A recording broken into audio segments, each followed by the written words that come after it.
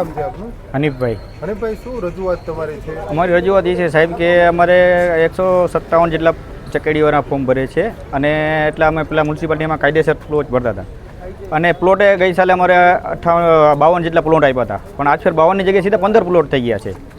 તો મારે કહેવાનું એમ છે કે ભાઈ 52ની જગ્યાએ કાંઈ નહીં, 52 તો રાખો, ઓછા ના કરો, કારણ કે હવે 150 પોણા 200ની સામે 15 એટલે કાંઈ ના કહેવાય, કારણ કે એટલામાં ભરાઈને કોકને સાતમ આઠમ જન્માસી ચકેડીવાળાનું બોનસ છે, એ બોનસમાં તો ભાગ લેવા દો કે એનાથી 2 ચકરા પૈસા રડી શકે. બહારના આવીને ધંધો કરીએ છીએ પણ રાજકોટવાળા નથી કરી શકતા, તો અમે રાજકોટવાળાને 12 માસ અમે ધંધો કરી 12 માસ મનોરંજન આપીએ છીએ અને કાયમી ભાડું ભરીએ છીએ અમે, એટલે કોઈ સવાલ નથી અમને કે નથી અમે કરતા કે કોઈ એવી ચીજ ગેરવૃત્તિ નથી. હવે આટલા સમજી લો કે 150 માણામાંથી 150 પોણા 200માંથી ખાલી 15 જણાને કામ મળે, બાકીના બધે શું કરે? એટલા માટે અમારી રજૂઆત છે કે ભાઈ કમસે કમ 60-70 પ્લોટ તો કરો. શું કારણ છે, કાંઈ કીધું છે? નહીં, કારણ કોઈ જાતનું બતાવ્યું નથી અમને.